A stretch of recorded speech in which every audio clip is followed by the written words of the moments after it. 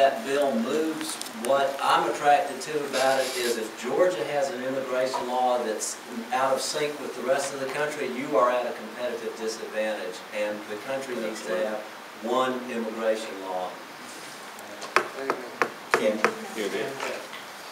Yeah, I'm Kent Hamilton. I'm a vegetable grower here in Coffee County.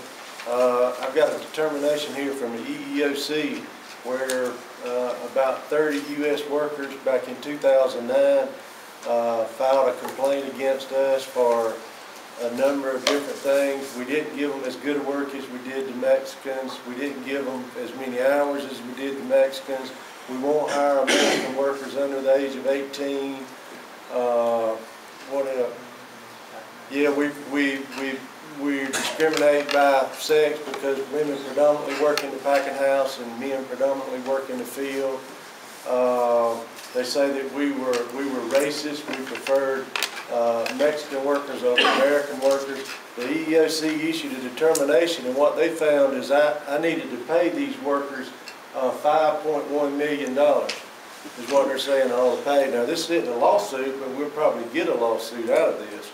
So all of these good American workers that everybody says are out there, I don't know where they're at. I hadn't found any of them. They very few of them showed up at my farm. This year for our work order, this is from 2009. This year in 2011, we had approximately 900 people that applied for our job order, American workers. Out of those 900 people, about 300 actually came to work. Out of those 300, currently we've got 12 to 15 maybe workers left that are good workers still working there. Hey, and you know they got a job.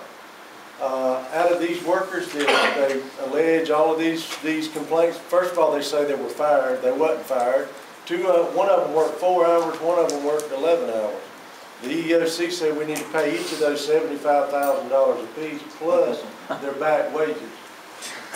So this is the kind of bullcrap. And can anybody guess where the response was directed to for EEOC to direct their response to correspond with these workers that are alleging these claims? Can anybody guess? Georgia Legal Services. Georgia Legal Services is where it comes from.